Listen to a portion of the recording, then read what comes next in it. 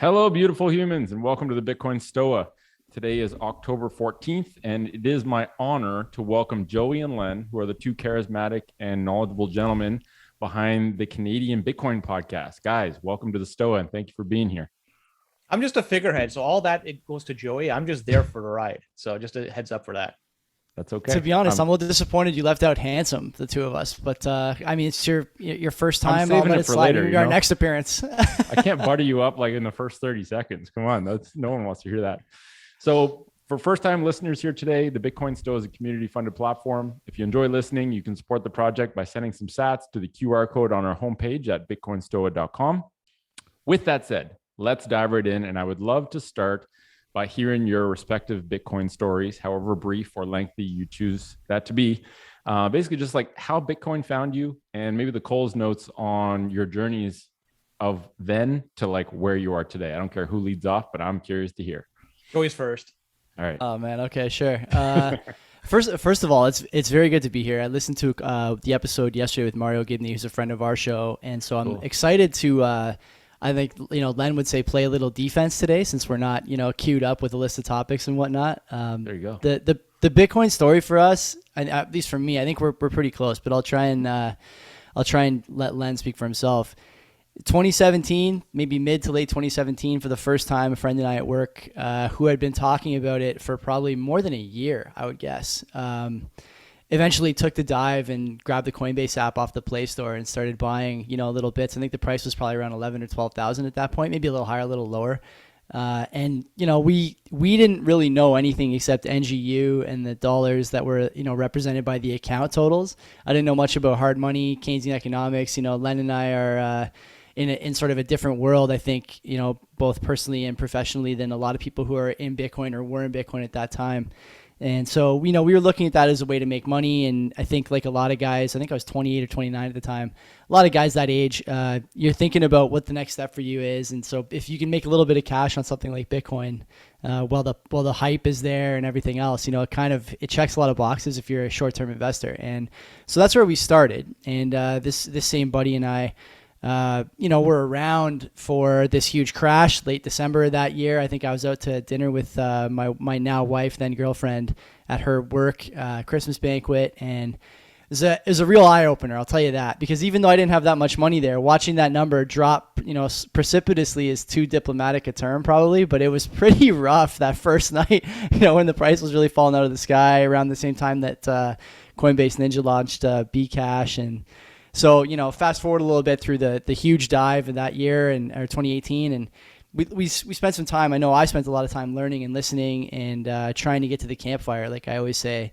And the path was not so well trodden at that point. There's a lot of podcasts now like ours and yours and things of value to people who are coming into the space. But at that time, it was really a mess. Landmines everywhere and lots of TA and charting and. Join my Signal group and check out this altcoin. And, I fell victim to that for the first little while, but pretty quickly, I think someone of earnest mind and sort of sound reasoning can come to the conclusion that Bitcoin is really the only thing in this space that matters. And that's really the signal among the noise. And so, fast forward a few years later and, several dollars invested in the interim, and a wife now who shakes her phone every day and is proud of her streak. It's a huge part of my life, and it's not just because of the investments and the sort of chunk of my net worth that's in Bitcoin. It's truly a mindset changer. When you start talking about this sort of time preference shift and the discovery that maybe these dollars are not all they're cut out to be, there's really no looking back. And to be honest with you, I'm not trying to look back. So things are going well, and I'd like to keep that going. So I have Bitcoin to thank for all that. Joey, always looking forward. I love it. That's a great, you told that. You've done that before. Like that was a really crisp story. And for the record, what's the shaking phone streak? What is that? I'm not familiar with that. Oh, whoa! Wait a minute. This is a Canadian show. The Canadian ecosystem, should revolve around two things. One, pride in your country. Two, shaking your phone. And that shaking your phone is the Shake Pay, sort of like community engagement mechanism. So every day, if you get a referral code from somebody, and you sign up with a referral code, even if you don't put any money in, all you have to do is verify with the KYC AML stuff. And you just open the app every day, give your phone a shake, and it throws you a few Satoshis. Not dollars, not cents. Throws you Satoshis. And Dude, so I feel so left out right now. Oh, dude, you got to get it. And so the more consecutive days, you shake, the more Satoshis you get. And so Len and I, were of the vintage when shaking your phone used to net you in the neighborhood of, I think, 10 or 15,000 Satoshis after a couple of months of shaking per day. Wow. And now it's only like 1,000 or 800, something like that. 1,000. But as it turns out, they let you keep all those. They let you keep the old Satoshis too. So it's worth something to you. Definitely check that out. There you go. Learn something. If nothing else good happens this podcast, I got a net positive knowing what ShakePay is. And yeah, I mean, it's funny, that Canadian pride element. I've always been extremely proud of being Canadian, and I still am. Although like it's getting tested right now. I'll give it that. Oh, you know what? There's so much to be proud of because Canada has it's a kind of leading way in certain respects when it comes to Bitcoin. Look, we have ETFs that have been approved in the United States. They don't have that. They're struggling to get that approved. That's true. Also, the mining field, the mining sphere, we have a lot of great Canadian Bitcoin miners out there. Yeah, I don't want to name a few because I'll be leaving a few out. But in comparison to the rest of the world, Canada, for such a small population, has a large presence in the Bitcoin world. That's something we should be proud of. And we have we have so much untapped hydropower, like even just the melt season alone, I'm sure we're throwing off a shitload of power that we're not using. And so if we can convert that into sound money, it's like, yeah, that's a good thing. Len, what's your, how did Bitcoin find you? Good luck following that up after Joey's Emmy award-winning story. I'm always doing sloppy seconds here, so no problem. Even after Mario Gimli, us two were doing the sloppy seconds. But nonetheless, I heard about Bitcoin way back. I remember somebody making fun of it in 2012, 2013, and he said he was going to pay a debt to me in Bitcoin, and I laughed it off at the time, thinking it was simply a joke. But really, it was Joey and his friend, or our friend, through their discussion, kind of drew me into the Bitcoin crowd. So it was late 2017 during the run up to, what was it, 21K, I think was the number it got to the peak. That's when I got in, and I stuck through it, through thick and thin. Going through the crypto winter, we had Bitcoin drop down, I think is to 3K in February or March of 2019. And man, that was a tough time to be a Bitcoiner. But I mean, it was a great time to keep stacking. And as we discussed a pre-show, one thing that really drew me in even further is I kind of saw what was happening in the world. We have this trade deficit year over year, and this is truly unsustainable to maintain that. Eventually you're going to have to pay the piper. But what really accelerated things was COVID. What happened about 19 months ago, it truly crippled economies, and it just brought to light exactly where are the problems with having fiat money and so forth. So at that point, it was a no-brainer. Bitcoin seemed to be the greatest place to park your money because of the scarcity of it. There's only going to be 21 million mined in totality, and a large number or large percentage already has been lost. So that number of 21 million is actually subtract maybe 2, 3, or maybe 4 million Bitcoin in total. And so, I was just through it all from 2017 till now.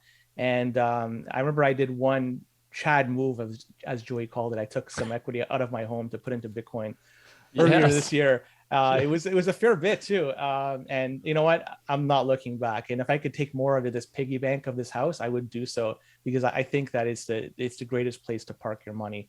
I have absolutely no faith in the traditional financial system. This money printing, it's hurting us all, and it's hurting our purchasing powers. It's hurting our pensions. It's hurting everything. And we got to find something to do to help to hedge against it. And you know what? Bitcoin, that's it. Yeah. Now we have a choice. And I think, it definitely a rough time to get into it in 2017, right before all the shit hit the fan, but also maybe the best time to be the most resilient Bitcoiners, right? Like that is the ultimate weeding out process, where it's like, when you get in and it's a high and you're at before and you lead up to a top, you really have no concept of what it's going to require to be a hodler, right? Like the conviction that you need to build. And so getting slapped with that initially probably was a good impetus to be like, shit, I got to learn about this to make sure I didn't make a wrong move. And I think that's the only way to build conviction, is just literally by understanding it. And I have not been proven otherwise on my opinion that the ROI for your time is highest for learning Bitcoin than anything else on planet Earth that you can do. Like, show me something that gives you a higher return on time invested compared to learning about Bitcoin and how it works. And how, because the more you know, the more opportunities you see within that ecosystem for future, right? For making money. And the next question I'd like to ask is, I I want to ask this to everyone that we do a podcast with, and we're just at the very start of this journey with the Stoa, but culture, right? Bitcoin is a monetary network, but it's also a community, a very diverse, broad community. And every community inevitably develops a culture, a set of shared beliefs, a set of shared values, norms, all that kind of stuff. And so Bitcoin is developing its own culture, and we're still almost at the infancy of this, where it's kind of figuring out what it wants to be in terms of culture. But if someone says, "What is Bitcoin culture to you?" How would you describe that? And Len, maybe you go first on this one.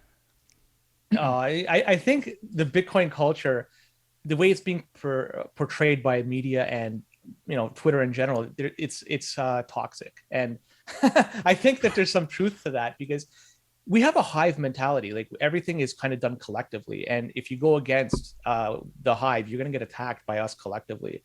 So I was going to say, how do you define toxic? Because it's like it seems like there's an intolerance to bullshit in this community, which can be perceived as toxic, but really is just like, we're doing a really important thing here. We have no patience for the bullshit that comes into this ecosystem, and we crush it soon so that we can just move on and eliminate the noise. There could be a better way of approaching it, though, because it seems that it's a heavy-handed approach, maybe more of a white glove approach to doing it. But in the end, you're still trying to achieve the same goal and try to shut out all the garbage that we hear. I'll talk about even the shitcoins out there, because a lot of this out there, when you talk about pre-mined garbage, when you talk about all this stuff, ultimately it's centralized, and it's akin to central bank printing money. So why would we as Bitcoiners be affiliated or even remotely touching any of that? Like, it makes absolutely no sense. So when somebody comes to us or somebody comes out with something that is better than Bitcoin or Bitcoin like, good luck. It's not the case. It truly isn't. Yep. And I think it's fine to be vocal about that. Like, discoveries don't happen all the time, right? Like, you can only discover North America once. You can't do it again. You can only discover Bitcoin once.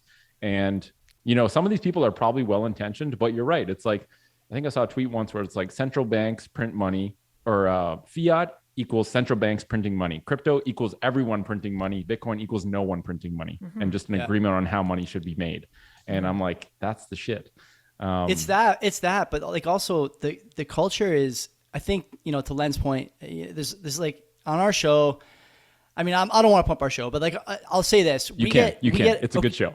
We get a mix. we get a mixed bag of responses from Twitter and Reddit and the reviews, and I think people view Len as the sort of sober second thought on the podcast, and he describes it as white glove. If anything, I say these guys really deserve red gloves in the spirit of the Fury Wilder fight on the weekend. There's no other place where you would say a half-assed immune response to a disease would be a good idea. We don't worry about the feelings and concerns of diseases. We don't engage with diseases on debate platforms or with rational and polite tweets. We don't engage with diseases on media, in the media, or on podcasts. We don't do any of these things. When you can identify a disease, you crush it. And this is what we're doing with shitcoins. Now, there's the other part of that analogy is that the first time you see a disease, your body may not fight it. You may find yourself with a cold on the couch, or you may find yourself with some kind of health problem that you can't fight. But the second time you see something, generally you're a little more resistant to it. Well, how about the fucking 100th time? How about the fucking 1,000th time? How about the fucking 3,000th, 4,000th time? Look at CoinMarketCap. How many pages are on that website? It's like the Old Testament, okay? So don't tell me that we owe these people any modicum of respect. We do not. And I think the other piece of the culture, sort of in the same vein, is that Bitcoiners have a tendency to coalesce around important cultural topics. And so that's why you see us coalescing around money. You see us coalescing around health. You see us coalescing around relationships and family. And you see us coalescing around the things where we see the most decay. And there's nothing wrong with that. I think there's not really a case to be made, for example, that we should have less focus on raising strong nuclear families. You'd have a hard time arguing that point, and yet you see it almost everywhere. There's nothing wrong with arguing that, like you mentioned, we shouldn't be able to print money, ad infinitum, and do yield farming and staking where people are just, basically control C, control V until the cows come home and calling it DeFi. We shouldn't be allowed to do that. There's no world where we should be replacing sound money, or people should be moving their attention from sound money to pearl-colored unicorns. It's fucking insane. We would never do this any other place. Much the same way that, Len and I talk about traditional equities on our show too. That's the shitcoin that we indulge in. And, these equities have a place in, I think, every portfolio. But much like Bitcoin, I don't diversify for the sake of selling a winner, moving out of a winner and into a loser. This is the place where I have the most conviction. It's the place where I can see the most coalescence of mind share and skill sets, and people who are taking care of themselves. I look at the screen here. I know Len's got a strong family. I don't know you at all, but I see behind you a set of weights, for example. Okay, it looks like you got broad shoulders. You take care of yourself. I'm not going to catch you eating 2 pieces of cheesecake on a Tuesday night, having 6 pints on a Thursday by yourself while you watch Survivor. You're not going to see people doing that in the Bitcoin space, and this is regarded as toxic because the disease is everywhere. Okay, it's in obesity, it's in poor education, it's in fly-by-night friendships and fly-by-night sexual relationships and all these things. These things destroy lives. They destroy societies for the, a short-term pleasure most of the time. And, that's crept all the way up from Friday one-night stands to short-term pleasures of Federal Reserve policy. And at some point, okay, you're going to wake up and it's going to burn to pee. And I think we're almost there now, broadly speaking. And I think Bitcoiners don't care for it. And, you kind of see it. I mean, in Canada, there's not the sort of Texas, Florida, community that you see in the United States, where Bitcoiners are kind of united together and geographically aligned as well as ideologically aligned. Not yet. And I think it's going to come. And when it comes, I'll probably have my first real battle with my wife about moving from this postal code, near her parents and friends to somewhere where I can run a miner at the side of my house. And the only thing louder is my neighbor's miner because he's got a couple more ASICs. I love that, dude. I'm definitely going to clip that monologue. That's going straight up on YouTube. That was brilliant. And I agree. I mean, you don't have to be apologetic for having strong beliefs that are backed by time and energy put into understanding things, right? Like I have this discussion with people with health often. It's like the more you understand health, the simpler it gets. So you articulate it in fairly simple principles. And then people just say, oh, what about this? Or that's not right. And it's like, I just have no time. It's like, do your research. Like, okay, you don't have to believe me, but I know that you're wrong because I've done the time. I have the proof of work that I put in the time, and I spend time every day working on my health. And I think, the values of the protocol, I always look at it as like, it seems like some of the values that are in Bitcoin culture are automatically coming from the hard-coded values in the protocol, right? Like this openness, this focus on fair money, right? Like living in a fair society, wanting inclusivity, like all these things. And another thing I noticed about Bitcoiners is they're very generous with their time if they realize that you're an informed person, or if you're curious. Even if you're not informed, you're not pretending to be informed and trying. And like, the biggest disease I see are the people who have supreme confidence despite no understanding. And I just, that's like the disease that you want to squish. And you know what, just the disease you ignore, quite frankly, most of the time, because even squishing it takes energy, and that doesn't deserve energy. So yeah, I think Bitcoin culture has so many cool things. And I tried to go to Miami last year, but all this travel bullshit stopped me. And I'm hoping I can go this year. But I want to be with Bitcoiners in person. Like I want to go to BitBlock Boom. I want to see these people because I really think the energy you get with a room full of Bitcoiners who are highly informed and who are putting their time and energy to create a better world for beyond themselves, that is some inspiring shit. Like that's some high energy stuff that I just want to be around all the time.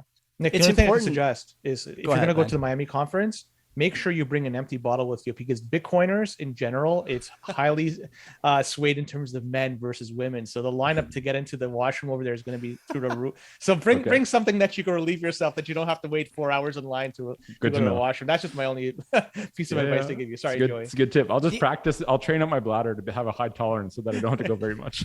There's got to be an exercise for that. I'm not sure what it would be, but the thing I was going to say is that like on our show too, we talk about this all the time, and you guys have both kind of touched on it. It's this idea of like earnest curiosity. Okay. Len, I don't know what your DMs look like. I know mine are there.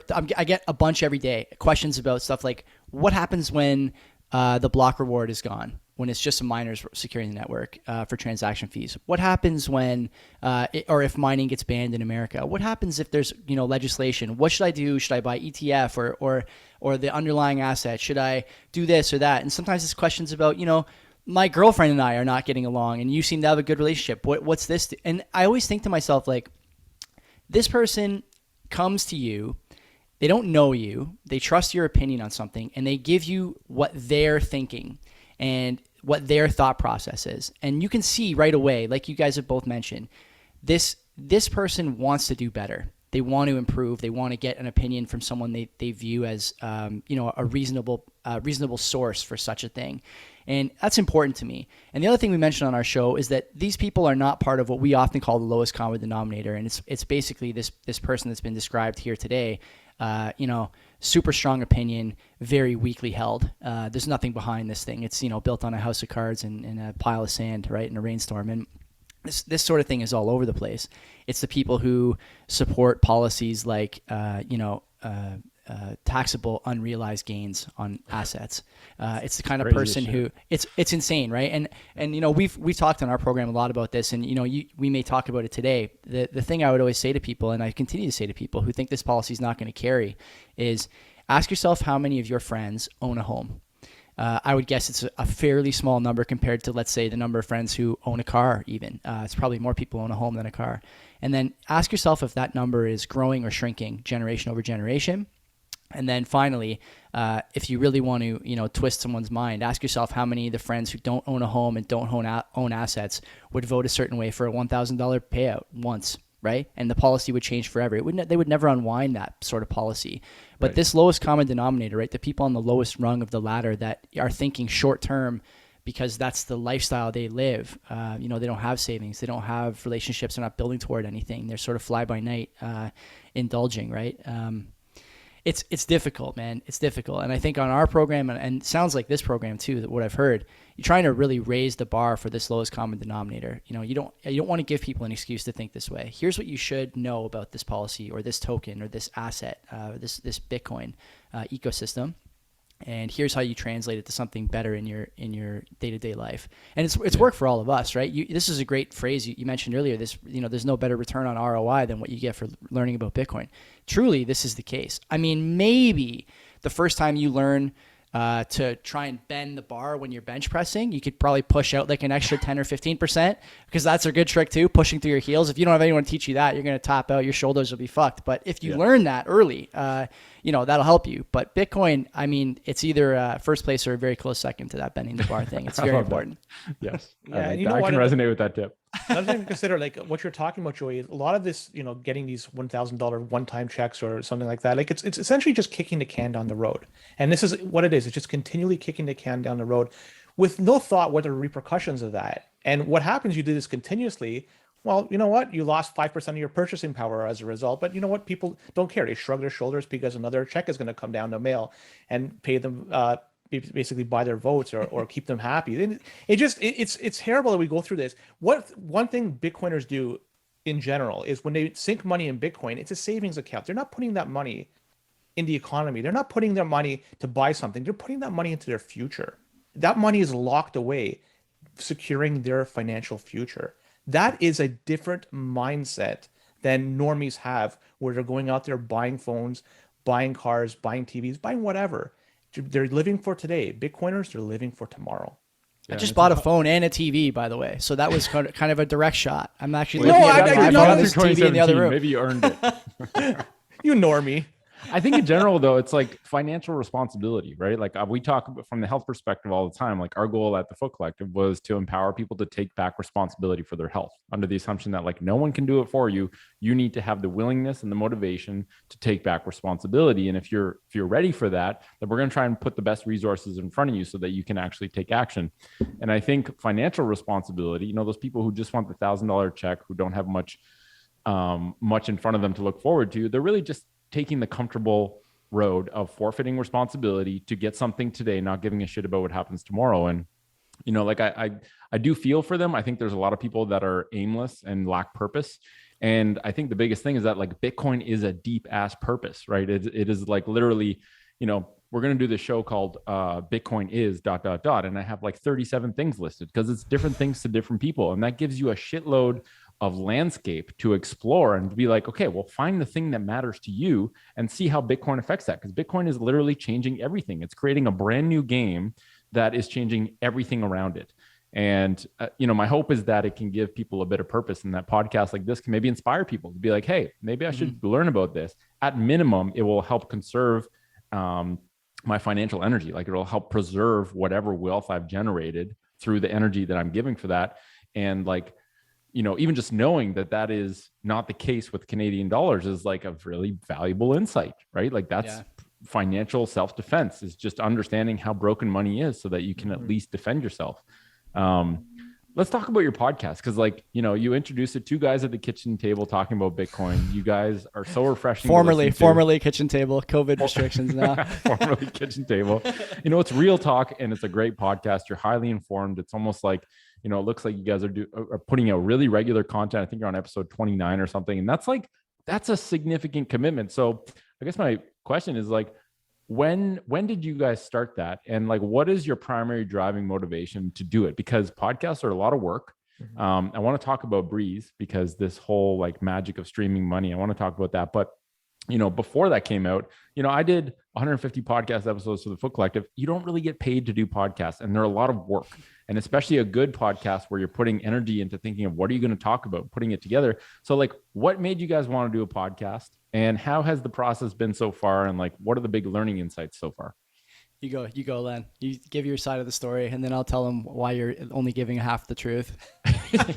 Okay, well, I'll first address the question how we came about from doing a podcast. Joey was trying to get somebody else or some other people to start a podcast because you could tell that he's very passionate about this space, and he could express himself really, really well. And there were some reservations upon having joined Joey, not because of who he is or whatever. They just didn't want to put themselves in the limelight. And just out of the blue, I just threw my name out there. I said, Joey, if you want to go ahead, I'm game. And immediately he said, let's do it. And 1 or 2 weeks after that, we recorded our very first episode. And it's been, really a passion project. As you say, there is a lot of time and effort you have to dedicate towards the podcast to make it what it becomes and what it is. And I dedicate quite a bit of time every day. And as does Joey, you can see how active he is getting information and interacting with people on Twitter and so forth. So it truly is a very interesting journey to get to where we are. Joey, I have no idea where we expect to be or where we expect to go going forward, but I do know we have a very soft target of 1 million listeners. Just kidding. Whatever we get to would be great. We're so early. There's going to be 100 million people coming into the space like in not that long. So. Yeah, I mean it's growing. I mean, the things that really open up my eyes is how to deal with the YouTube side of things, because YouTube and the podcast, the audio side of things, they don't tend to jive. It's almost a square peg round hole. So to try to make it work on both worlds, it takes a little bit of effort. And it's been a very eye-opening experience for me, and to say the least. And I want to hear what Joey has to say about this.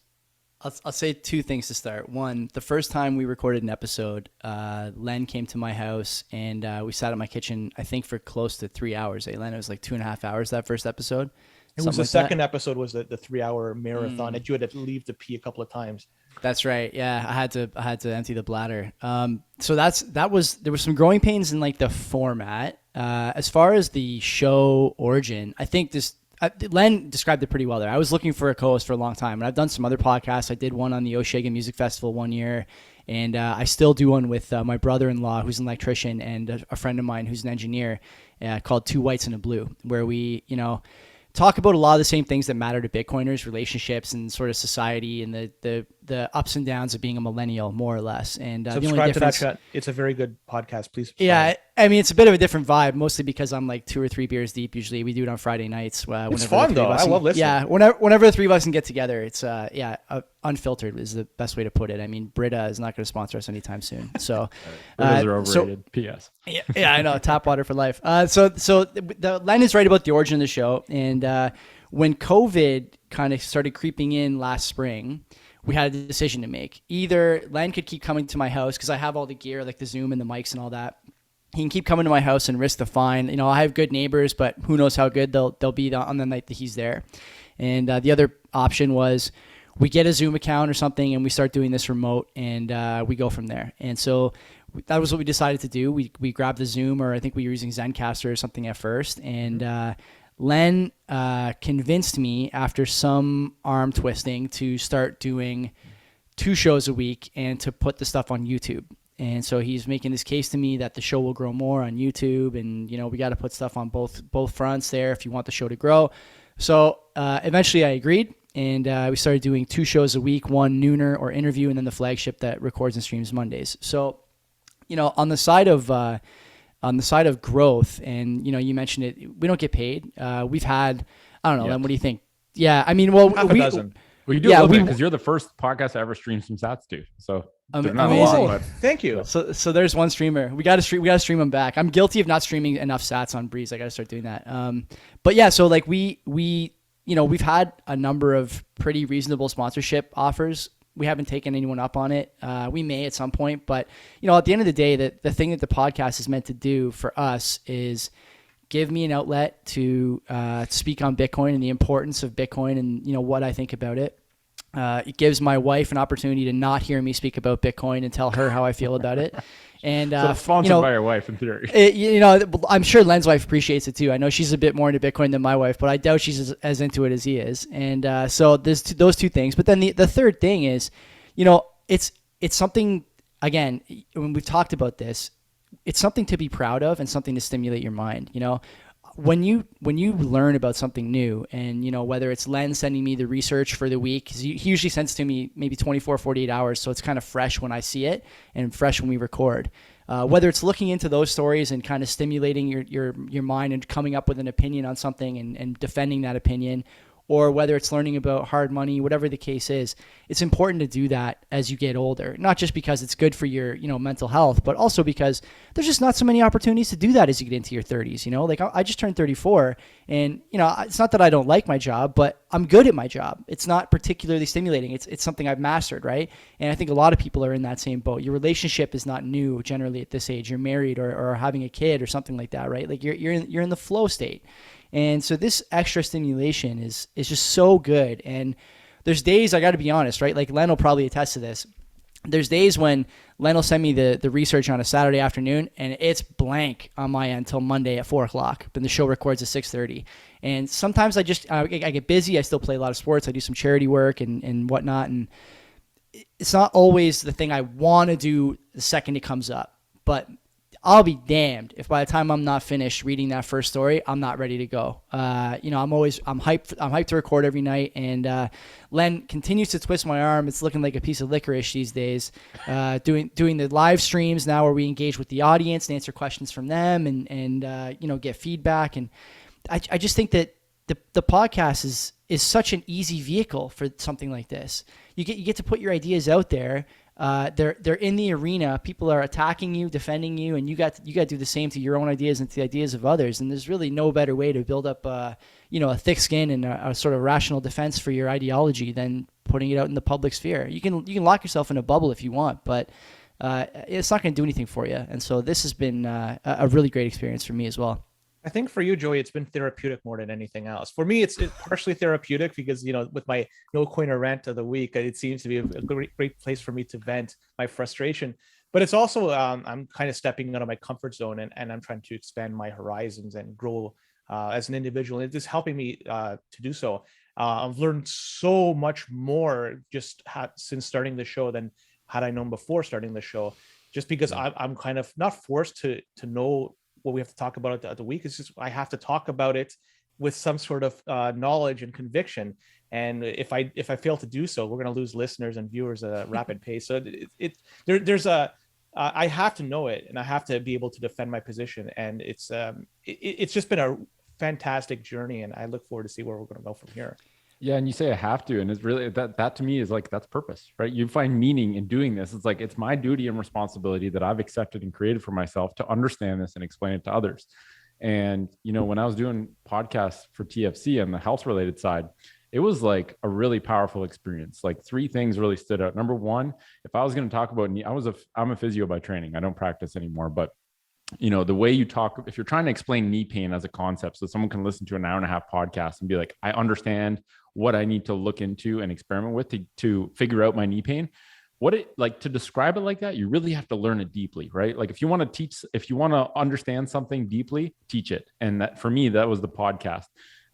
Number two, it really made me a better conversationalist, right? I did around like probably 150 episodes, and I would listen to most of them, at least parts of them, which was like, I hated doing it, but also I knew that was the only way I could pick up on the annoying tendencies that I have in conversation, or like when I interrupt people or say all the time. It's like I've detected those, and it's made me better at having conversations. If that's like a partnership we're doing, I talk to another executive. It's like I'm better at that conversation because I've had to have conversations and work on the art of conversation.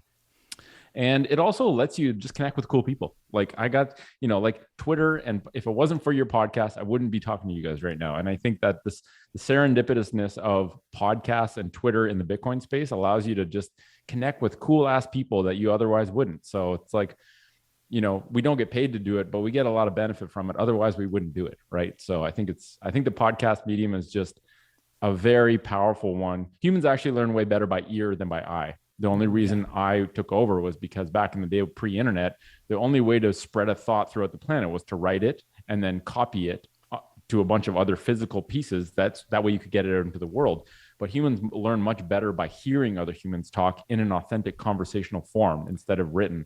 And I think that's where I've always loved podcasting or podcasts as a listener, as a learning tool. So it just kind of makes sense to me. And like I said, you get to have conversations with badass people. And I think there's something really special about that. This is one of the things, like you mentioned there, the serendipity thing. There's another podcast I listen to, not exactly Bitcoin friendly, but good all the same. It's the, what is it called? Value After Hours. Tobias Carlisle does it. He's a sort of I guess he's probably early 40s value investor. And they have a guy on that show every week, Jake Taylor, and he basically does what they call on the show the veggies portion. He does a sort of a philosophical or ideological spiel and gives a little background. And he had one a little while ago that really spoke to me, and it's something that I've done in my own life for many years. And the podcast is another example of that. It's increasing your serendipity coefficient. Everything you do should increase the likelihood that down the road you're able to take advantage of a situation or a meeting or a chance or a bit of luck that happens to you because of something you've done in the past. So whether it's, going on a podcast you don't know, or talking to somebody in line at the grocery store, or, I can think about the way I met my wife. I was at a party. I was probably 24 at the time, at a party, and I was going to go see another romantic interest. Again, very diplomatic terms here. Romantic interest that I had downtown at a club that I used to frequent. And a friend called me and said, hey, my girlfriend's going to meet us down at this other sort of dive bar, and she's going to bring her cousin. Do you want to come? And so I just went to that instead. And we ended up, married couple 10 years later. And so like these sorts of things you don't realize at the time, but everything that sort of makes you a little uncomfortable, a new meeting, a new skill, a new group, a new something, those things are going to increase your serendipity coefficient so much more than staying home and playing video games, so much more than putting your headphones on when you get on the bus, right? Instead of leaving them off, so much more than, not stopping to talk to the other person whose dog seems to want to meet your dog, stuff like that. It's really important. And, I think people our age, we're probably all around the same age or close. You're the last generation that had to do serendipitous things to grow socially. The thing that we had growing up was MSN Messenger. That was the only way I could talk to somebody without a phone, right? And that was like 99 to 08, probably 09.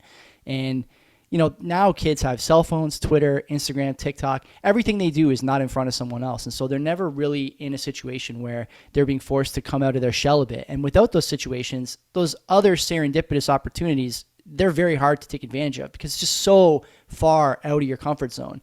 You probably realize when you go to the grocery store now, it's very rare that the cashier, even though they're sort of the public facing, staff at a grocery store and presumably talk to hundreds of people a day, sometimes they can't talk to you. They can't carry a conversation. They can't, they don't know what to ask you. They're not, they're not able to look you in the eye or do these things. And I just think, man, you're really missing out on a lot of opportunities. The kids who figure that out, now or have parents or friends or neighbors that help them figure that out, they're going to be so far ahead because everyone can do this other stuff, right? It's the little things that made a difference for us growing up that they don't have that are really going to affect the sort of direction their lives go. Yeah. And the virtual, I mean, someone the other day said, what happens when virtual reality takes over for reality? I'm like, dude, where have you been? We're already there. Like most people's reality is virtual. Yeah.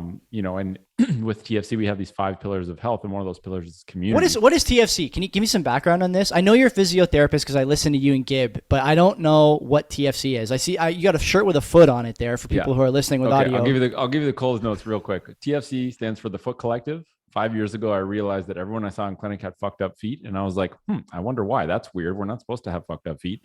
Realized that most of the shoes we wear mess our feet up. And 80% of people in North America develop foot pain because of their shoes. So I'm like, well, this seems like a low-hanging fruit. If I just tell people to not fuck their feet up by wearing better shoes, their feet are going to be better. That's the foundation for their body. This seems important. So I started there, realized that simple principle of literally like less is more, health by subtraction with foot health. People love to buy, expensive shoes with support or this and that or orthotics. It's like, no. Just like spend a bit of time barefoot and just wear shoes that don't fuck your feet up. Simple, done. Nope. Like that, you can have that for free. I'll put it in a podcast. The whole world can know. Big secret. Anyway, I created this program to try and share what I knew so that other people could kind of spread it within their own communities. Realized pretty quick that same principle of less is more, keeping it simple, applied to health. And so we branched out into like health as a whole. So like movement, sleep, food, not nutrition, food, community, and then mindfulness, and breaking down health into those pillars and keeping it very simple, very tangible, very practical. That whole notion that there's nothing new, there's only old things that we forgot is we took that approach with health. And so now it's kind of like a health network, and there's different divisions in different countries of people kind of doing their own TFC thing, using the TFC brand name as a way to spread health from the ground up, starting with your feet. And so that was like one of the deep dives I did in Bitcoin. I was the chief capital allocator for the network. And so we had all these resources that started this year, cash resources held in a bank account. And when I was like, this is, I started to hear all this stuff about money printing. And then I looked it up and I saw that Jan 20 to 21, Canadian government printed 18.5% more money. I was like, oh shit, we have a legitimate problem to solve now where, I had been meandering in the Bitcoin space since 2014 and had been interested and sort of like in it because I just liked understanding money. I was like, well, shit, now I actually have to I need to learn everything I can from Michael Saylor and execute a strategy like he did, because we have this pool of capital that is melting way faster than anything I could have thought in terms of purchasing power. And so we executed a full transition over to a Bitcoin treasury. And then that's so sick, man. Yeah, man, it was like literally for 2 months, 8 hours a day. All I was doing was looking up everything Michael Saylor wrote and figuring out how can I do this? Am I allowed to do this in Canada? And then I watched Jack Mallers at the Bitcoin conference talk about El Salvador. I was like, screw this. Like clearly Bitcoin is the most important and interesting thing to work on. This is a once in a lifetime opportunity. I don't need to be the leader of TFC anymore because it's getting pretty independent in terms of like decentralized leadership on projects. And so decided to wind that down and go straight into Bitcoin. And so now I help people in person understand Bitcoin. They just pay for value. So it's like whatever value you get from our interaction, you can pay me. It doesn't matter what it is. If it's $1 or $100, I don't really care. And yeah, and then that's where I am today. And so it's really been Bitcoin, because the mental model I started using was that, why am I having to work so hard to convince the luckiest people on earth, which are people in Canada, North America, Australia, to take care of themselves? Yeah. Like they don't want to be diseased, but they literally have to be coerced and coaxed to take care of themselves. Clearly, this is there's a deeper problem. So the mental model I started to use was a 4-layer hierarchy of problems in society. Superficially, you have health and climate. That's the way I think of those two. Under that, you have education. So the education problem is hierarchically what causes the health problem and the climate problem. Under that, you have governance. Under that, you have money. Money is the base layer problem that fucks governance, which then determines how messed up education is, which then determines the fact that we're all diseased and we're breaking down the planet. So I was like, strong case there. I'm struggling to fix health. Maybe I should just fix money and then health will be fixed. So I was like, all right, I rationalized it. I'm in. Isn't it so weird though? Like you're right about this. People just refuse to accept that they're doing something wrong and that adding more and more stuff is like a problem. I think the orthotics analogy is great. Like I tore my knee up, ACL, MCL, meniscus. I was like 23, maybe 22. And I remember going to physio for the first time, maybe 2 weeks after the surgery or a week after the surgery. And the doctor's like, here, you need to wear this brace, whatever. They give you one of those big like lockout donjoys, right? And so I wore it for probably 2 months. And then I started to like pay more attention to guys in like the NFL, for example, who had done the same thing. None of these guys have braces on. They're getting hit by 300-pound guys, every other play. And so I said to my physio guy, I'm like, do I really need this or no? He's like, you're supposed to wear it anytime you play sports. And so I just stopped wearing it. And sure enough, 10 years later, I'm still playing at 34 with no problems because I never wore the brace. I didn't rely on it, right? The same way you don't rely on like junk food or orthotics in your shoe. Orthotics in your shoes is nuts. Is that not nuts? Len, do you have orthotics? I hope not. I'm like really going on the attack here. They're just doing like these fucking assholes. Heck no. And there's two things you really got to skimp on. And I just don't want to deviate too far. It's you don't want to skimp on shoes. You don't want to skimp on tires because these are the things that it's basically we're relying on the grip. We're relying on that's us touching the ground. And if you skimp on that, you're going to screw yourself. The interface to the planet. Right. Yeah. But you touched on Michael Saylor. Like a lot of people kind of either gloss over this or just don't know. He's only been in this space for now, what, 14 months? A year and change. It's been August of 2020. So it's only been a very short period of time in a grand scheme of things. And his company, MicroStrategy, has accumulated about 120,000 Bitcoin on reserves, the most of any publicly traded company.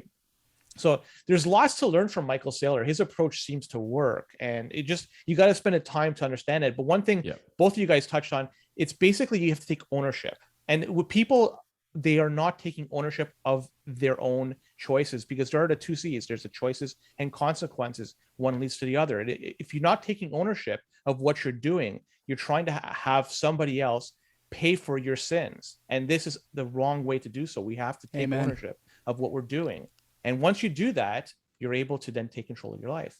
Isn't this the weirdest thing? Like this whole, you're right, Len, the consequences thing. I always hear from people that, like, I don't know, for example, like I have friends, maybe not now, I'm a little old for this kind of problem now, but I have friends who, we were in our early 20s, we're kind of learning, and I was with them on this, we're kind of learning where to set boundaries in a relationship. And so, I think a few of us, and unfortunately I include myself in the ranks of these few, dated party girls, we'll call them. And, you had to set a boundary. This girl's going to go out to the bar that you go to, that's your hunting ground. She's going to go there and she doesn't want to go, she wants to go with her girlfriends or whatever. And so the argument was always, you can't tell me what I can and can't do from the girl, right? And I'm sure guys do this too. It's not just a female trait.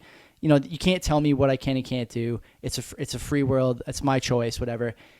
The disconnect there is that no one is saying you can't make that choice and do whatever you want. Of course you can. That's your God-given right. What I am saying is that you cannot do it free of consequence. And the consequence may be ending the relationship. The consequence may be your social status sort of taking a hit. There's many different consequences.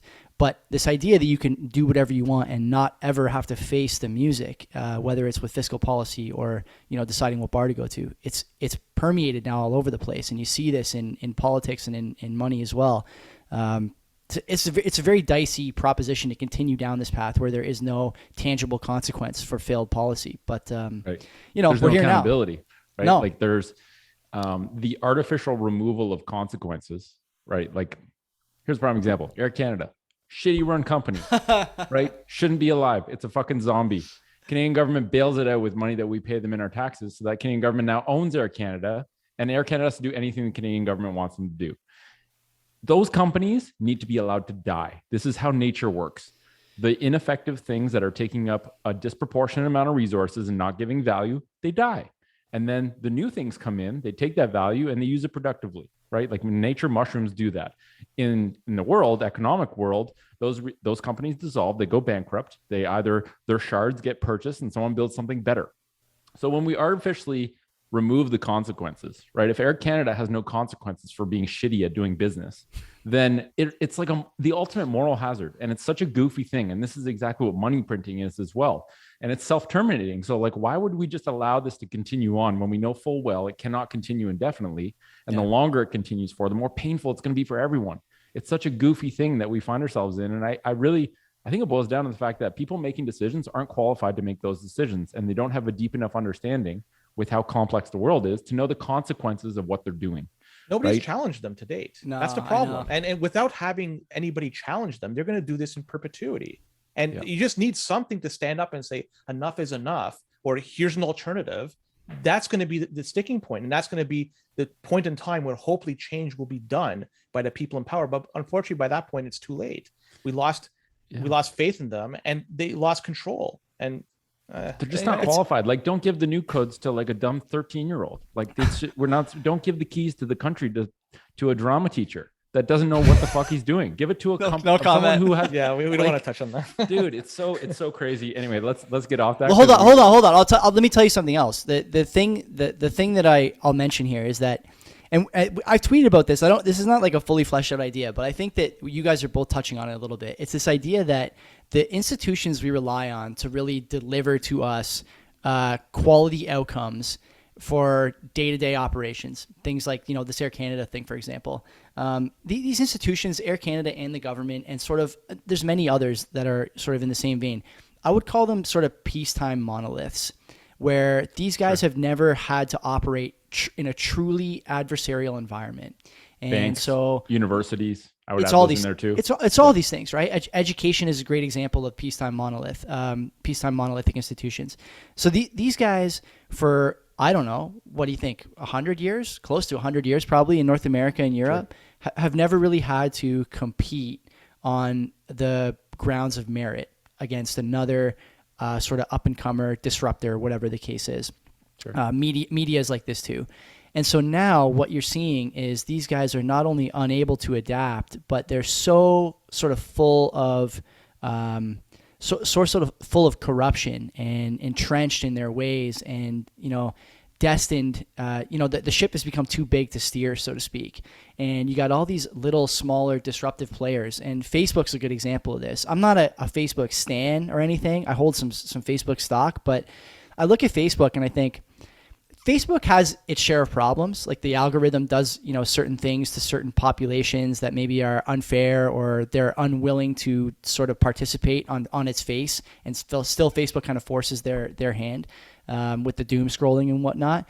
And so they're negatively covered a lot by the traditional media. But I think what really is happening in a situation like that is you're seeing a peacetime monolith starting to act like it's back into a corner. And what I mean by that is these guys like CNN, MSNBC, or in Canada, the CBC and other state-run press operations, they've never really had to compete for narrative control.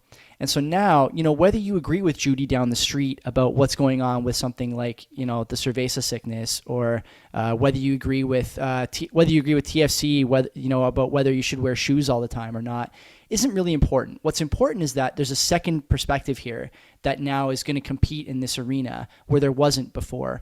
And, at first, this was something that was branded as fake news, right? This is sort of a Trump era phenomenon. It's fake news. It's fake news. Well, we saw over the course of that 4 years, whether you liked DJT or not, over the course of that 4 years, 5 years if you include the candidacy and the presidency era, a lot of that fake news turned out to be true, and a lot of the news we were told was true turned out to be fake, or at least, partially misleading or intentionally deceitful. And so, now these sorts of monolithic enterprises have graduated from fake news to you have to be silenced, sort of culminating with Trump being removed from Twitter. And a number of other sort of prominent conservative, in this case, voices being removed from Twitter or shadow banned or de-amplified. Same with YouTube and all these things. And then now that also wasn't enough. And so now you see a move to calling these people terrorists. You're not a terrorist for having a dissenting opinion. There's dissenting opinions that I think cause more harm than good, but ultimately these things have to be recognized as legitimate and debated. That's how we grow. There is no such thing as consensus. There is only change and the delta between consensus and what's being presented as a new idea. And these things are constantly evolving. There is no static consensus. And the more we do this sort of thing, the more that you see these monolithic institutions starting to show cracks in their foundation. We joke on the show all the time when it comes to Bitcoin that, Jack Mallers is having El Salvador adopt Bitcoin as a potential currency and an official means of trade and commerce. and the banking app on my phone is reminding me that they've made a major breakthrough in taking pictures of checks in the dark. And so like these are the things that we're competing against, right? These guys don't have a fucking idea what's coming. They're going to either have to play ball or innovate or something, but the ship has become too big. Like I said, it's they're very already difficult obsolete. for them. They just don't know yet. It's it just very hasn't close. caught up yet. Yeah, a lot of what you said resonates in a big way. And I think the only way for effective collective sense making, for us to figure out like what is reality, can we agree on some base reality elements so that we can actually move forward as a productive society? The only way for that to happen is in a free market of ideas, right? The minute you manipulate thinking to push forward an agenda with whatever noble intentions you might consider are the underlying ones, you're going to fuck things up because you don't even know how complex this machine you're fucking with is. And that's a big problem. And, like these social tech platforms they have a really hard problem to solve because the profits depend on them continuing a model that's tearing society apart. Oh, yeah. And, like the obvious answer should be the moral one of being like, well, we should probably stop tearing society apart, even if it means making a bit less money. But the reality is money controls things. And one of my biggest sources of hope is that the transfer of wealth going from fiat to Bitcoiners is going to result in a new collective source of power, still based on money, still based on wealth, but it will be a value-driven community of people who are now wealthy and can change the world because they now have a really huge vote. Whereas before it was like just the rich people who have just done a really good job at controlling and maintaining a disproportionate amount of money. They're the ones who control things. So proof of stake. Proof of stake. Yeah. And now it's proof of work. Proof of work is really just the work you did to understand Bitcoin, which builds your conviction, which makes you accumulate it. So like, it's going to be a cool world. This makes me really excited. Every time I get down in the dumps, I'm like, there's a lot of shit to be excited about. And I just dive into the Bitcoin stuff. And in line with that, I want to talk about the magic of streaming money, because I very recently connected all the dots of, the Breeze app, Podcast Index 2.0, being able to stream money to creators live on the spot with Lightning. And the first time, like I said, this was like not that long ago, maybe like a week ago, maybe even less. The first time I streamed money to a podcaster was to your podcast. Yes. And when it happened and this little, it was like this little confetti thing went on my Breeze screen, I was like, oh my God. Oh my God, this is real. This is actually real. I just sent money to someone in 1 second for free to the people who created the thing without going through a podcast hosting intermediary. This is magic, and magic is now reality, right? Like good technology is indistinguishable from magic. I knew the magic was there, but when I first witnessed it, I was like, I had to take a minute to take a couple of breaths. I'm like, oh boy. Well, like, what are your thoughts on this craziness? And like, Len, you got to tell him, because Len is he was the one who started the Lightning. He's got a node and also did the wallet for us on Breeze. So I'm curious to hear his thoughts. Also, Len doesn't ever tell me how much we make, so he's probably pocketing a bunch of it. But we'll talk about that. He'll never know. I won't tell you how much I tipped, Len.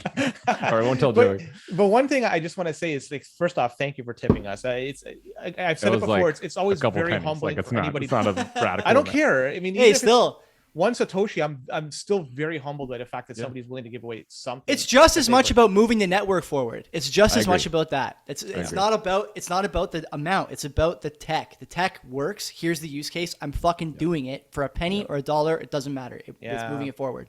For anybody that's listened to me, and hopefully not too many listen to me because I just ramble on too much sometimes, but I've been an advocate of the Lightning Network for some time. Don't sell yourself short, Len. How dare you? How dare you?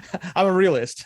But I for a long time, maybe for past maybe a little more 6 months, I wanted to have a node set up, and I did so shortly after setting up or having a podcast started. And it's been an adventure because I've learned quite a lot about how Lightning operates, what it takes to actually operate a node, et cetera, et cetera.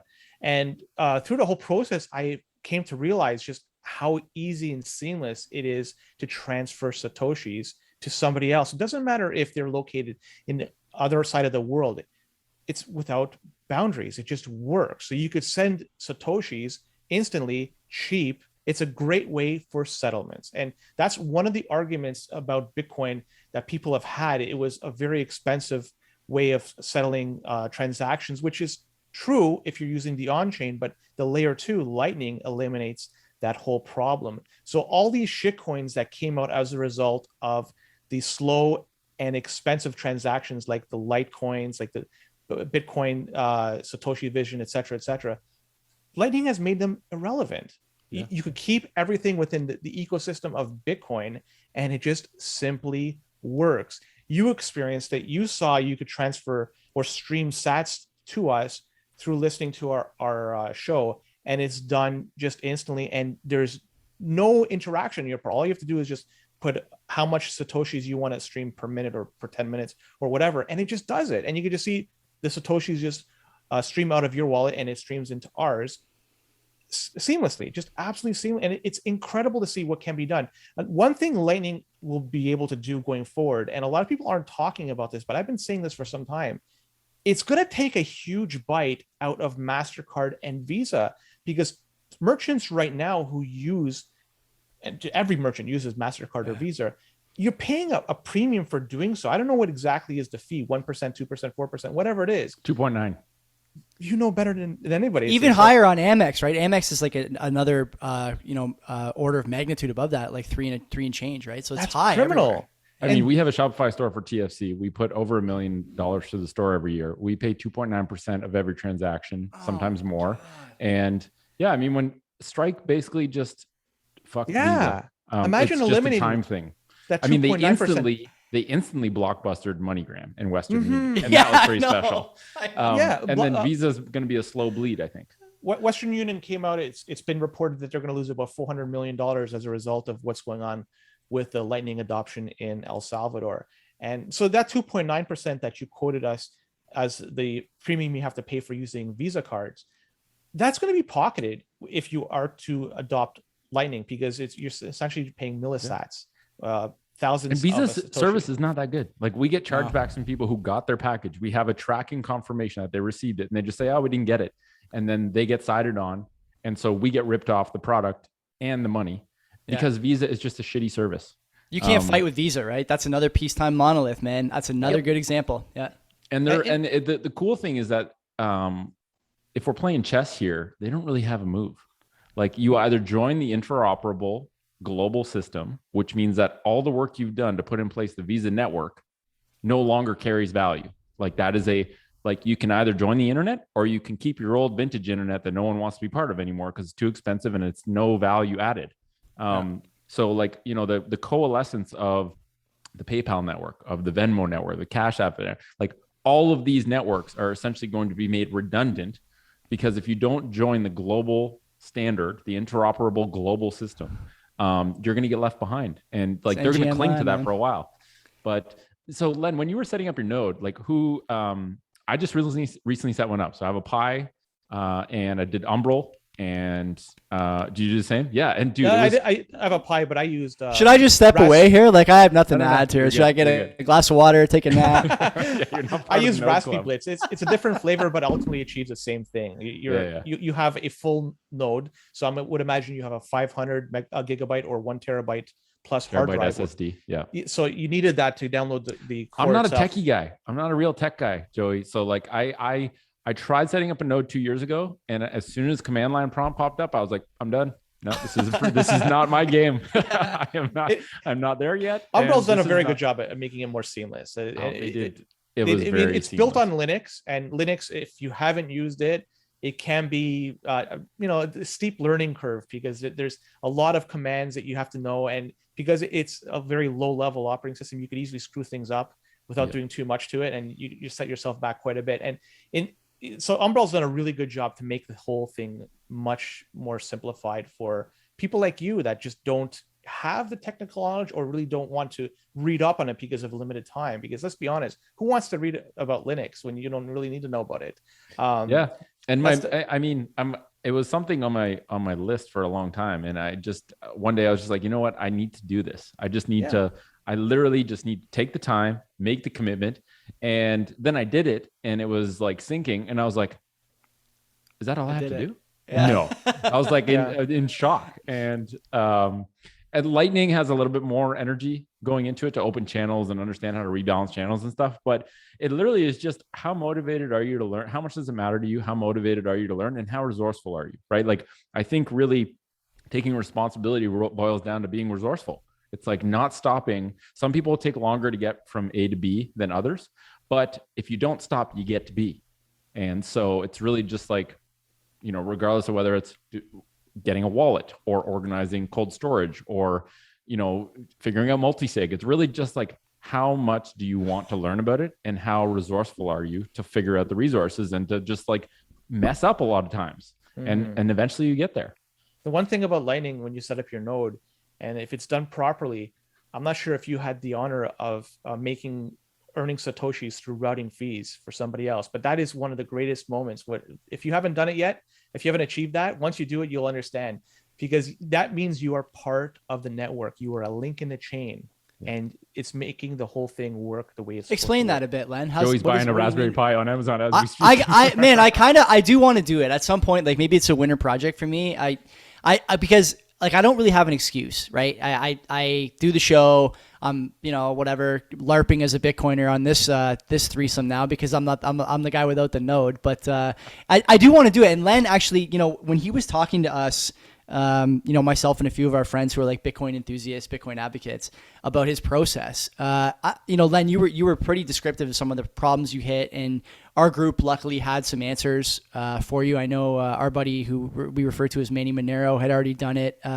His girlfriend also has a node, and so they'd been through the process. And again, great example of like, here's a guy. So Len goes out, buys all the gear, takes care of what he can, hits a snag, tries to solve it, and he's asking a good question. He's already made an effort, and what does he get? He gets a good response, and the community helps him. Whether, you know, I know another good Canuck, Ben, BTC Sessions, has, you know, hours and hours on nodes and Lightning and all that stuff, right? This guy will help you if you help yourself, and that's really, you know, what we're all trying to do, right? So I got no excuse here. Yeah, you got to do it, Joey. Like I said, the generosity of the Bitcoin community, whether it's content creation or just being willing to engage if you reach out, is like pretty badass. And it's pretty, you know, if you show some initiative, then that gets rewarded with help, right? Like when someone says, "Oh, how do I download a wallet?" I'm just like, "Fuck, dude! Like, look it up on Google." Like, it's not my job to teach you that. But when someone says, "Hey, I've done all this and I'm having a technical hiccup," it's like, "All right, I'm cool to help you with that, because like I had that obstacle and I want to share it." Right. So it's like those who take responsibility are given help. Those who just want everything done for them, like, I don't have time for those people. And I think those people have a hard time. It's not because people aren't generous with their times, because you haven't even shown that you've dedicated a bit of your time first. And that was the same conundrum I had as a physio, was I'm putting pressure on myself to help this person with their health. They're not even interested in improving their health. That's got to be so brutal, man. It's terrible. That's part of the reason I stopped, taking ownership. It's really taking ownership. And I started breaking down the word responsibility, because I realized I was saying it a lot, and I was like, what is responsibility? Like, how do you break that down? And I heard Gabor Mate, who's a fellow awesome, badass Canadian who works in the addiction space. He said, responsibility gets broken down into response able. So in order to take responsibility, you need to be able to respond. And in order to be able to respond, you need to be aware that there's a problem, and you need to have some tools to help you gain the ability to respond. Because the thing that pissed me off the most was like, someone that's overweight goes to see the doctor. The doctor says, you need to eat better. And so, yeah, eat better. You're unhealthy.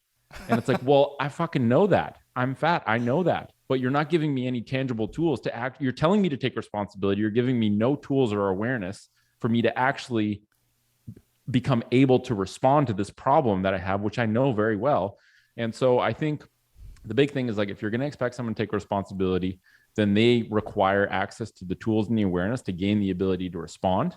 And I think now that there's so much good content, you know, Joey, you mentioned it earlier, in 2017, there wasn't a whole lot out there, right? You have to really go fishing, and you probably had some landmines in your way. Now there's so many people making great content. BTC Sessions has like so much stuff on every topic related to Bitcoin, whether it's wallets or nodes or whatever. And I think people are running out of excuses to take responsibility for their finances by understanding the monetary system or Bitcoin. And so it looks like more people are taking responsibility, which is like super cool to see. I can't imagine coming into the space right now with almost no knowledge. You'd be almost overwhelmed with the amount of information that is available to you. And it's sometimes that could be detrimental because you just don't know what to start, where to start, and where to go from there. So I feel bad for people that are just entering the space right now that have absolutely no knowledge because I can't even fathom what it'd be like to actually start the journey right now. This is why the campfire thing is so important. That I love this framing because if I drop you off a kilometer away from the campfire meetup, it doesn't matter how much bush is in your way. It doesn't matter how many animals you encounter. It doesn't matter how many different poison ivy plants you have to avoid. If the fire is a fucking 3-story rager, you're gonna see it. And so we got to make this thing a 3-story rager. That's our responsibility to our friends, to our family, and to the people who are starting in the space because we all went through this. When you come to the space, it's a lot of noise, man. But when you figure it out, you got to do your job, right? Put a log on the fire. That's what we got to do. And I think too many people, like, I don't want to rag on Pomp on this show, but like this fucking course with Nat Brunel, like $850 to talk about how to get women involved in Bitcoin. We don't need that. That's another fire, man. Use the fire we got. The fire we got is burning bright here. And don't disperse, don't divert, don't, try and stray from this for your own fiat benefit. Keep doing what you're doing. If you care about the project, you care about the outcome, this is where you got to be dedicating your time. The more little fires we got, that's when it gets hard. That's when people pick the wrong path as soon as they get to the forest. That's when people make mistakes. It's when the fire is the obvious choice that we're doing the right thing. And we're getting there, but still, there's people like Pomp who have been around for a long time. Breed Love, another example, right? Yeah. Kind of strayed for a bit.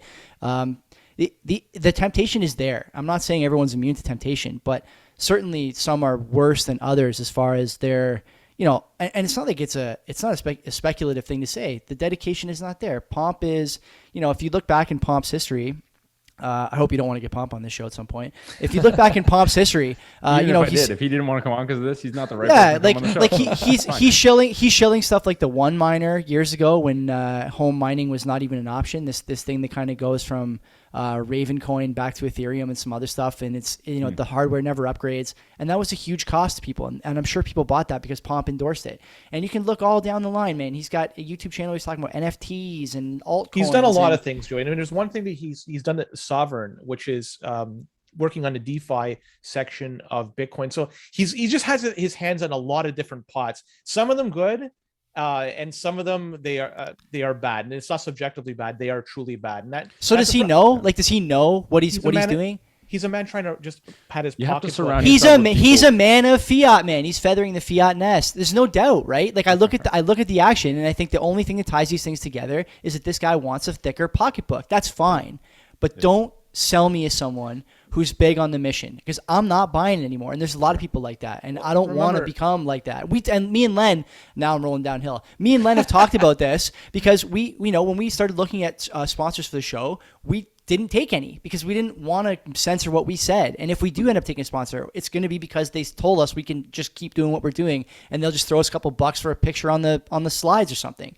This is the way forward, right? To continue to be convicted. Because if you're not convicted enough to not sell 8-bit joint smoking frogs, then what are you convicted enough to do? Oh, that's such a mess. I don't want to touch this. That. And this is gonna require conviction. We see, right? We're at the stage now where Janet, Joe, and Jerome are talking about us every day, and it's not friendly conversation. They're not interested in seeing this thing succeed the way we are, and so the fight is going to be here soon if it's not here already. And we don't need guys shilling pepes and horses. We need guys who are committed to the cause, and this guy is not one of them.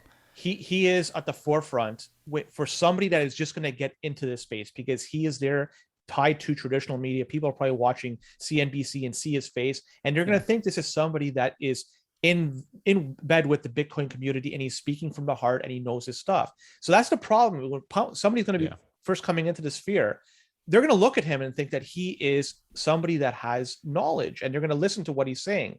That's the problem. People are not going to have the understanding that what he's saying may not jive best with their long-term financial goals. So this is work that people will have to do themselves. They're going to have to do their own due diligence to figure out who to listen to, who to follow, and who to watch on YouTube, because without doing the research, you're going to follow the wrong people and get the wrong advice.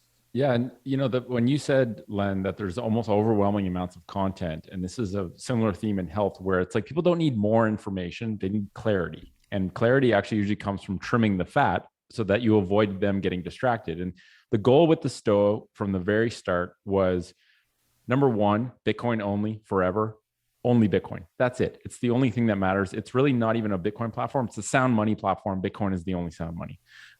And the primary goal with it was School of Coin, which is like our first show that we're releasing, 21 episodes, is I wanted to create the most welcoming on-ramp that I wish I would have had. Right? I want an on-ramp for my mom to come into Bitcoin and really develop a deep understanding in a progressive way where she's not meandering, getting lost, getting distracted. And so the Stoa will only be Bitcoin.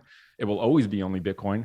And I think, like you said about Pomp, like Pomp has a good understanding, but I think you really need to be clear, and you need a very clear rudder to make sure that you don't veer off track, because there will always be temptations, monetary or opportunities, which most of them revolve around just thinking up your pocketbook or having notoriety. And so unless you have a really strong rudder, it's really easy for the wind to sway you from side to side. But if you have a rock solid rudder and you know from day one, these are my values, and I'm going to tell this to as many people as I can, so that if I do get off track, those people say, no. What happened about this? You told me this. This is where you need to stay. And I think probably Pomp just doesn't surround himself with enough people who tells him when he's fucking up. And, this is one thing I worked with at TFC really hard to establish was, I'm theoretically the leader, the CEO. I need to have a first circle of people who aren't afraid to tell me when I'm doing something wrong or aren't afraid to oppose me, knowing that I'm not going to take it personally. And in fact, it's the only way we do the best thing is if all of the thoughts are put into this and I'm held accountable, for every mistake I make and made, I have to have it be known if I'm not acting in the best interest of what our values are. And if we all know our values, then we can all hold each other accountable, knowing full well it's human nature to get swayed. And it's just really just like that's where community is really tight, and that's really important. And the culture too is really important. And where you often get this butting of heads that gets labeled as maximum is just like, well, it's what's most important. Like we need to stop distracting people. We need to focus on being very clear so that there's no confusion, so that there's no conflation between us and shitcoins or us when it comes to Jerome and Janet cracking down. Like we need to draw a clear line. We need to coordinate and be on the same page. And I think the Stoa is like, the intention of it is create a space that is clearly Bitcoin, nothing else, and serves to protect sound money. That's it, through conversation. Stick with it. Yeah, that's the way to do it. And you know what? That's why when somebody comes with a smiling face, somebody like that, is very easy going to look at it, and he's got a good way of speaking like Pomp. It's easy just to follow what he's saying. And that's, and even muddying the waters further, if you want to go even in the health side, like Rich Piana, I follow that guy through the T. I think that guy's good. And I follow exactly what he does. I don't know why he's not making any more videos, but essentially people like following people like that because they're putting something very simple to the forefront. And it's like, oh, this guy must know what he's talking about. Now, unfortunately, Piana is now 6 feet under because he did the wrong things. But even more troubling is you have these big players involved that are also going to throw us curveballs, like banks. I'm going to use them as an example because they're so heavily tied in with traditional finance, and they're making huge problems out there with the fractional reserves. I had no idea this even existed a few years ago. And then when I read about it, I was like, this is creating basically money out of nothing. And it's just doing this over and over again. How does this actually make sense? But we all just learn to love it and live with it.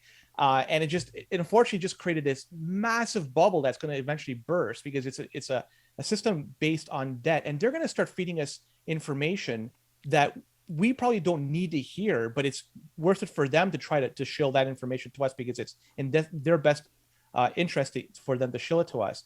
But that information is probably not going to be guiding us in the right direction. So you have people in media that are giving us information, then you have traditional like big institutions like banks giving us information. We're just going to be very confused if you're not able to filter out the garbage.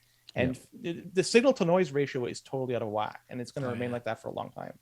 Yeah. Well, let's talk about, so I want to talk about money printing in Canada very briefly, because I think it's important that people are aware of this. And I'm really curious to hear how you guys bring this up with friends and family in a way that is actually receptive, because I've had many stabs at this with people in my family, and I feel like I've dialed in a good approach, but I'm always curious to hear how other people do it. And then At the end, I just want to do some rapid fire questions. They're quick, just to finish up with, and then we'll wrap it up because I want to be sensitive to your time. Money printing. This, and it's not even printing. Let's just call it money creation, right? Like creating new dollars out of nowhere with nothing of value being put forth, no proof of work to show that those are actually being created for a reason. You know, this whole the principle that I really love from Parker Lewis is that the value of any good, and money is an economic good. It's a special good because we don't want it to consume. We want it for what it purchases us in future, but it's still a good. The value of any good over time trends towards its marginal cost of production.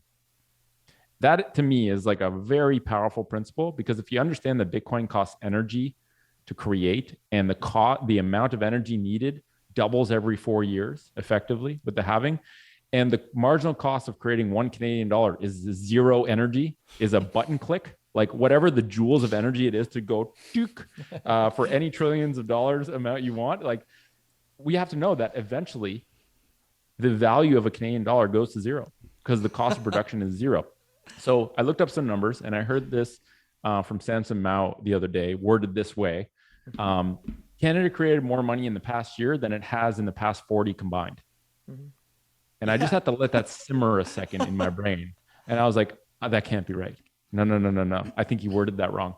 It's right. Mm-hmm. It's so insanely twisted. And, you know, like even 2020 to 2021, 18.5% more money got printed. And when I was explaining this to my mom, I was like, okay, if you have $100,000, the Bank of Canada stole $18,500 from you in relative purchasing power without telling you. How does that make you feel?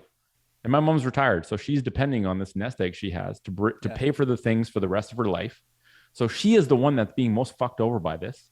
And yet most people are blissfully ignorant to how money works, and therefore don't even know that this problem is happening. And I'm trying to sound the friggin' alarm saying everyone's getting robbed and we need to have some understanding of this. So how do you bring up the like very troubling notion of money creation and out of control, not just money creation, like whatever, 7-8% a year that Canada usually averages? That's messed up as it is, because it's the squeeze that makes everyone work harder for less purchasing power, and everyone feels it, right? And where I saw it in health was, I don't have time to take care of myself. Well, where's your time going? And why do we have less of it over time? Why are we working harder for less? And so how do you bring this up with people? How do you try and make them aware that money creation in Canada that's out of control is a big problem? How do you bring that up? This is a deep question. That's like Olympic swimming pool deep. Maybe it's a question for another time, but let's just dabble in it a little bit. It's good. I mean, there's a number of different things at play. So let's talk first about what your time should get you. And this is, I think, at the core of the problem with money. It's the core of the Bitcoin ethos at some level. And I think it's the core of, as we've discussed, this sort of breakdown and decay that you've seen in society pretty broadly in the last 50 years. What should your time get you? Well, your time should get you something that you can preserve, because the only thing that's more scarce than, you know, Bitcoin and sort of other scarce assets is your time. There's always this anecdote that Warren Buffett, you know, at whatever how many billions he's worth, would give you everything he had to get 60 years back, or 20 years back even, to get back to 70. That's not an exaggeration. You cannot get time back. And so your time really, if you're trading it for something, has to be of equal or greater value to you. And money is no longer serving that function. And the way that I try and explore this with people is, if you're our age, 35, I don't know how old you guys are, but 35, I look at someone like my dad or your mother who's retired, and I say to them, look, you had to take every dollar that you didn't spend surviving or trying to help us survive, my brother and I, for example. You had to take every dollar you didn't use on that immediate need and risk it. And you can say that indexing is not a risk. You can say that home ownership or buying more property is not a risk. You can say that stocks and bonds and mutuals, money market, whatever bank vehicle you get is not a risk. But that's not true. It is a risk. There's counterparty, there's economic cycles, there's all sorts of things that are not in your control. You're basically buying a derivative on the ideas of someone else, whether it's a CEO, a bank executive, or a politician. And this is no way to exist for your entire working life while you're raising a family, not knowing what's coming for you at the end of the rainbow. Okay. The idea that we've been sold is that there's a pot of gold there. It's a pension or some kind of fixed income vehicle that you've paid into. I think that's the case in America as well, but we'll talk about Canada specifically today. This pot of gold represents something to a lot of people. It represents a security at the end of a life that you've contributed to society and built something or helped build something. Now, this used to be the case, I would argue. Canada, specifically Hamilton, where I'm from, is a town of steel. We had Stelco here and Dofasco here for many, many years. It was built on the backs of immigrants. My grandfather worked at Stelco his whole life. All his sons, my father included, worked there for a few years growing up and did great things and helped really build the city. And that was really adding value. And at the end of that value add, the end of your working, contributing life, you guys start drawing now. It's your turn to draw from the general account, and that's your pension. Stelco has a pension. Some other places have pensions and whatnot. The problem is that now, because of this perversion of money, this perversion of value that our governments are perpetrating, unknowingly to many people, this sort of lowest common denominator, greatest voting bloc that's growing, they're able to do it without consequence. And the only time you really see it is when it's time to pull.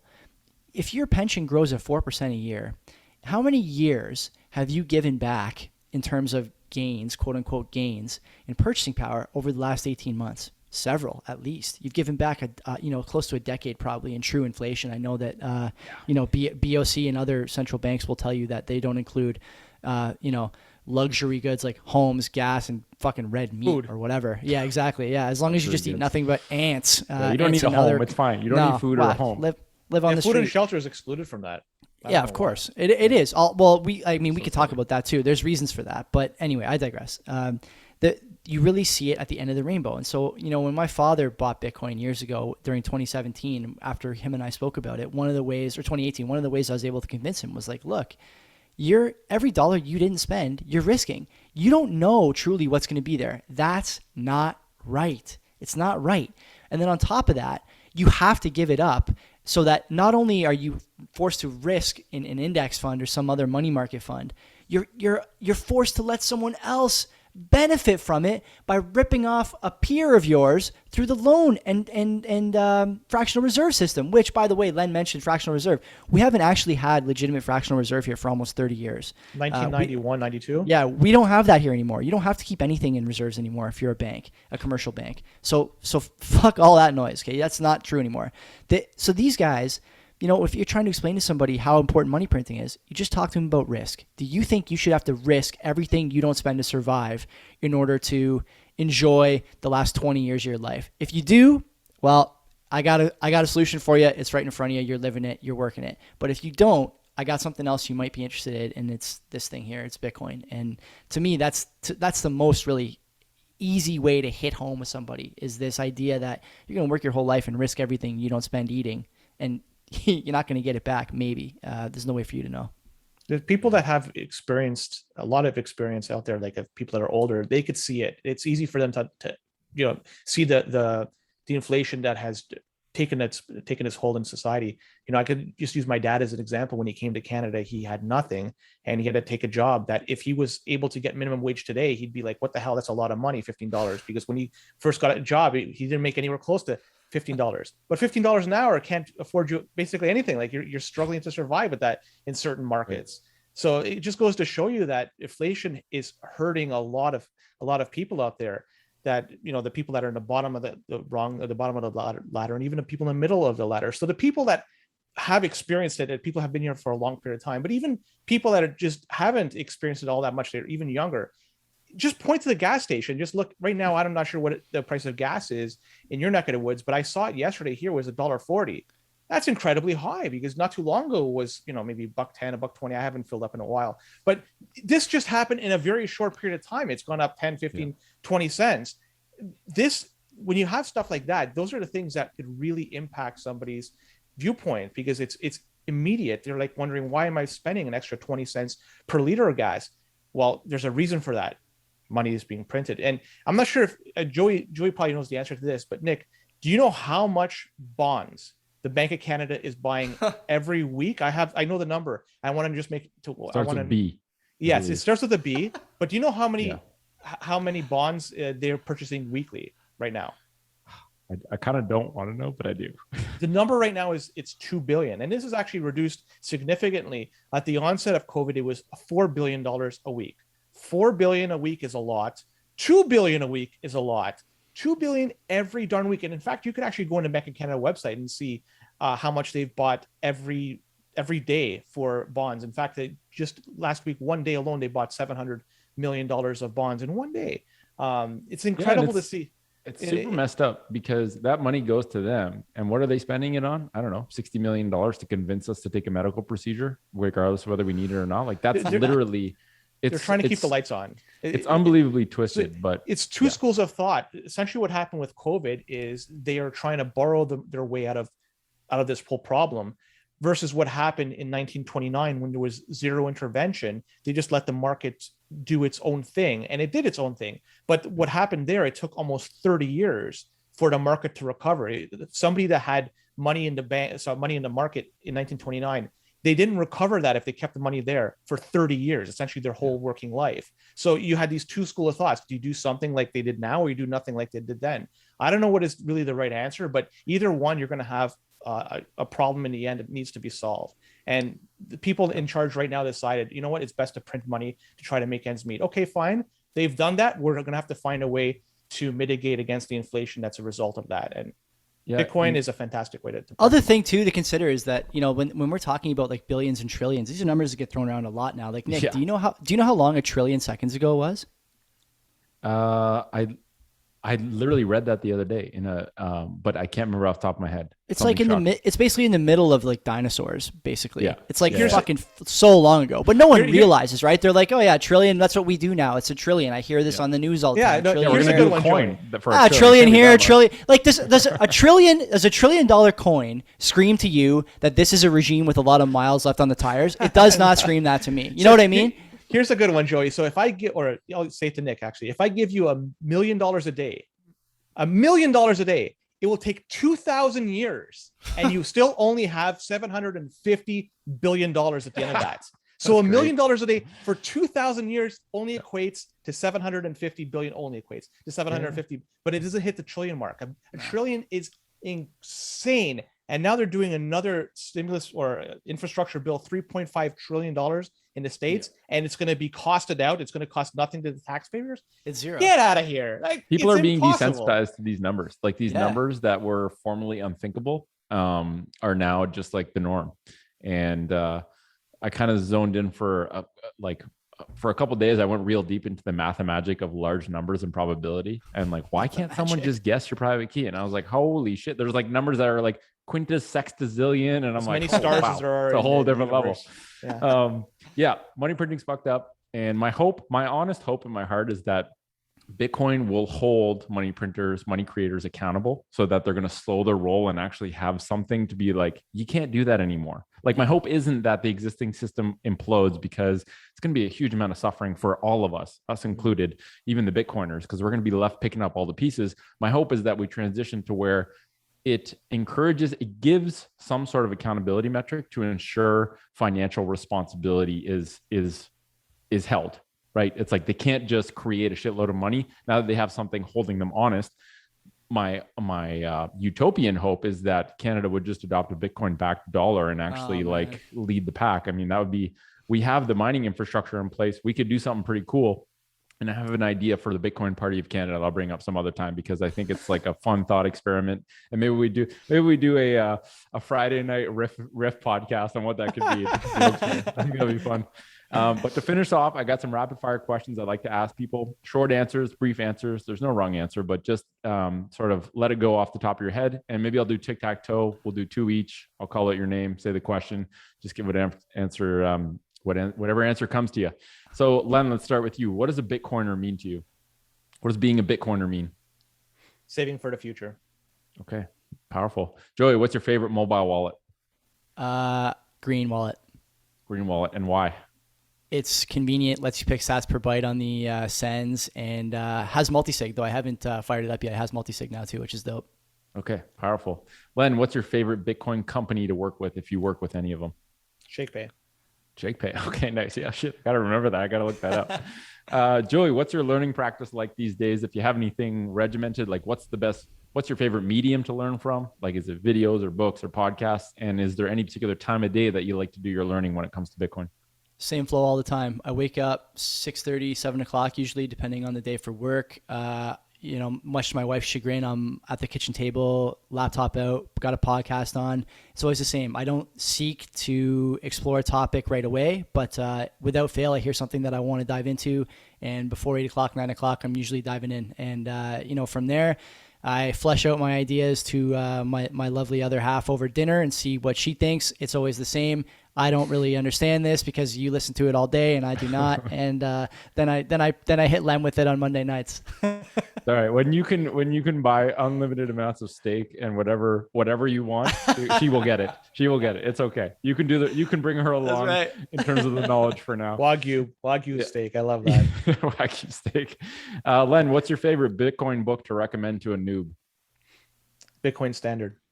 Bitcoin Standard. Okay. Wow. You know some smart fucking noobs, because that's a good one. It's the best book. That's the economics book everyone should be reading in grade 9. That's really the book. The first 3 quarters of that book are why economics that you thought were, workable are truly not sustainable. Right. Yeah. Good point. Joey, I'll ask you a question I don't usually like to ask, but I'm just curious. What do you think we finished the year with in terms of Bitcoin price to US dollar? 75K. Okay. I like it. That's it, guys. Thank you for joining us, /me, at the Bitcoin Stoa today. To everyone listening, thanks for being here. If you enjoyed the conversation, head to thebitcoinstoa.com, send some stats to the QR code on the homepage. That's how this gets supported.